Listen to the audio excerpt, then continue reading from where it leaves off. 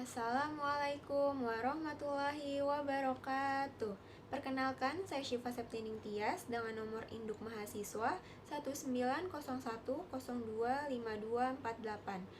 Saya berasal dari Universitas Muhammadiyah Profesor Dr. Hamka, Fakultas Keguruan dan Ilmu Pendidikan, Program Studi Pendidikan Guru Sekolah Dasar. Di sini saya akan menampilkan sebuah video mengenai kerusakan hutan di Indonesia beserta solusinya untuk memenuhi salah satu tugas pada mata kuliah Sumber Daya dan Berkelanjutan yang diampu oleh Bapak Hari Naredi. Selamat menyaksikan. Kerusakan hutan di Indonesia dan solusinya. Luas hutan di Indonesia yang semakin terkikis. Kementerian Lingkungan Hidup dan Kehutanan atau KLHK mencatat hutan di Indonesia pada tahun 2021 seluas 95,6 juta hektar. Angka tersebut terbagi dalam 3 kategori hutan. Yang pertama, hutan primer seluas 46,9 juta hektar, lalu hutan sekunder 43,1 juta hektar, dan yang ketiga, hutan tanaman seluas 5,4 juta hektar. Dirjen Planologi Kehutanan dan Tata Kelola Lingkungan atau PKTL, KLHK Agung Sugardiman mengatakan luas hutan masih mendominasi daratan Indonesia sekitar 50 hingga 51%. Meski diklaim 51% wilayah Indonesia masih tertutupi hutan, nyatanya angka tersebut berkurang dari data KLHK pada tahun 2019. Pada tahun 2019, diketahui luas hutan di Indonesia berjumlah 125 juta hektar. Luas kawasan hutan tersebut terbagi menjadi ke dalam 4 kategori, yaitu hutan produksi seluas 55,8 juta hektar, lalu kawasan hutan lindung seluas 29,5 juta hektar, yang ketiga kawasan konservasi seluas 27,3 juta hektar, dan yang keempat, kawasan hutan produksi yang dapat dikonversi untuk kebutuhan pembangunan seluas 12,8 juta hektar. Pada tahun yang sama, KLHK juga mencatat ada lahan di luar kawasan hutan yang merupakan areal penggunaan lain atau APL seluas 67,4 juta hektar. Dari angka tersebut, ternyata masih memiliki tutupan hutan seluas 7,9 juta hektar. Kemudian, angka luas hutan di Indonesia pada tahun 2020 mengalami penyusutan. Dari yang sebelumnya 125 juta hektar menjadi 120,3 juta hektar.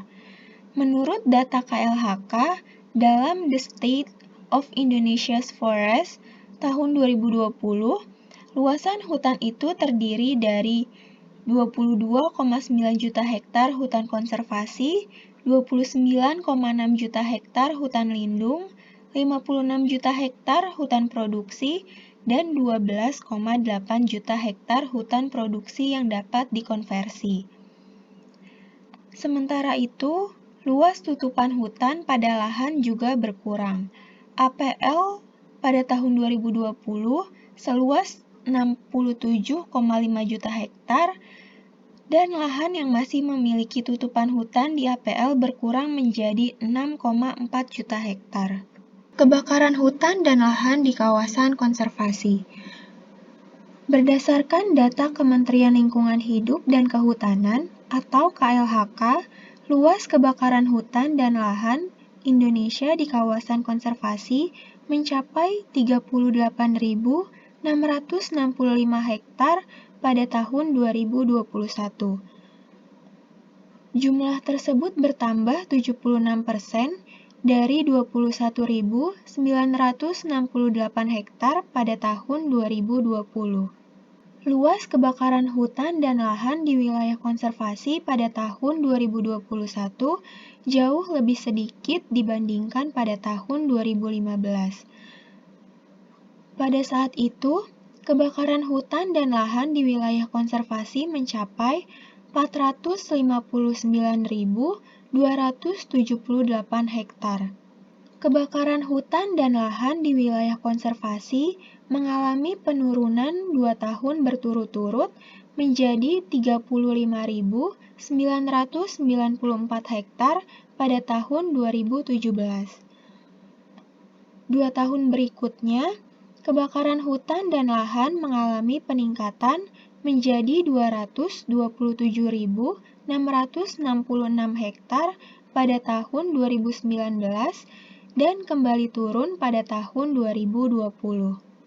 Secara kumulatif, dalam kurun waktu dari tahun 2015 hingga tahun 2021, kasus kebakaran hutan dan lahan di wilayah konservasi mencapai 973.357 hektar. KLHK mencatat, kebakaran hutan dan lahan di hutan konservasi cenderung terjadi di wilayah belukar mencakup 24% dan savana 19%. Selama tahun 2021, kebakaran hutan konservasi terjadi di 56 unit kawasan konservasi yang tersebar di 18 provinsi. Penyebab kebakaran hutan dan lahan. Menurut KLHK, kebakaran hutan dan lahan di wilayah konservasi disebabkan oleh aktivitas manusia, seperti pembukaan lahan dan penebangan liar atau illegal logging. Selain itu, kebakaran hutan dan lahan juga disebabkan karena kondisi alam seperti yang pertama, musim kemarau yang panjang. Musim kemarau yang berkepanjangan dapat berakibat naiknya suhu di berbagai wilayah termasuk hutan. Suhu yang tinggi tersebut dapat memicu terjadinya kebakaran hutan. Yang kedua, aktivitas vulkanis. Hal ini dapat terjadi di wilayah pegunungan berapi. Wilayah hutan di gunung berapi dapat terbakar ketika aktivitas vulkanis terjadi. Misalnya ketika gunung berapi meletus, lahar dari gunung berapi tersebut mengenai hutan di lingkungan gunung berapi sehingga hutan mengalami kebakaran. Yang ketiga, sambaran petir. Sambaran petir juga dapat berpotensi menyebabkan kebakaran hutan. Perubahan iklim yang terjadi akibat penyebab pemanasan global juga bisa menyebabkan seringnya sambaran petir itu terjadi. Yang keempat, ground fire. Ground fire merupakan kebakaran yang terjadi di dalam lapisan tanah. Musim kemarau yang berkepanjangan merupakan penyebab dari kebakaran dalam tanah ini. Biasanya, kebakaran ini terjadi di daerah yang memiliki lahan gambut, sehingga lahan gambut tersebut terbakar ketika suhu udara naik seiring kemarau panjang yang terjadi. Akibat kebakaran hutan dan lahan bagi manusia. Yang pertama, terganggunya kesehatan. Kebakaran hutan berakibat pada pencemaran udara oleh debu, gas sulfur dioksida, nitrogen oksida, karbon monoksida, dan lain-lain yang dapat menimbulkan dampak negatif terhadap kesehatan manusia. Antara lain seperti infeksi saluran pernafasan, sesak nafas, iritasi kulit, iritasi mata, dan lain-lain. Yang kedua, terganggunya aktivitas dan mobilitas masyarakat. Asap yang diakibatkan oleh kebakaran hutan secara otomatis mengganggu aktivitas manusia sehari-hari, apalagi bagi masyarakat yang aktivitasnya dilakukan di luar ruangan. Selain itu, bagi masyarakat yang menggantungkan hidup dari mengolah hasil hutan, dengan terbakarnya hutan, berarti hilang juga mata pencahariannya. Akibat kebakaran hutan dan lahan bagi lingkungan. Yang pertama, hilangnya sejumlah spesies. Selain membakar aneka flora, kebakaran hutan juga mengancam kelangsungan hidup sejumlah binatang. Berbagai spesies endemik, baik itu tumbuhan maupun hewan, terancam punah akibat kebakaran hutan. Yang kedua, erosi. Hutan dengan tanamannya berfungsi sebagai penahan erosi. Ketika tanaman musnah akibat kebakaran hutan, akan menyisakan lahan hutan yang mudah terkena erosi, baik oleh air hujan, bahkan angin sekalipun. Yang ketiga, alih fungsi hutan. Kawasan hutan yang terbakar membutuhkan waktu yang lama untuk kembali menjadi hutan. Bahkan seringkali hutan mengalami perubahan peruntukan menjadi perkebunan atau padang ilalang. Yang keempat, penurunan kualitas air. Salah satu fungsi ekologis hutan adalah dalam daur ulang hidrologis. Terbakarnya hutan memberikan dampak hilangnya kemampuan hutan menyerap dan menyimpan air hujan. Yang kelima, pemanasan global. Kebakaran hutan menghasilkan asap dan gas karbon dioksida. Selain itu, dengan terbakarnya hutan akan menurunkan kemampuan hutan sebagai penyimpan karbon. Keduanya berpengaruh besar pada perubahan iklim dan pemanasan global. Yang keenam, sedimentasi sungai. Debu dan sisa pembakaran yang terbawa erosi akan mengendap di sungai dan menimbulkan pendangkalan. Yang ketujuh, meningkatnya bencana alam. Terganggunya fungsi ekologi hutan akibat kebakaran hutan membuat intensitas bencana alam seperti banjir, tanah longsor, dan kekeringan meningkat.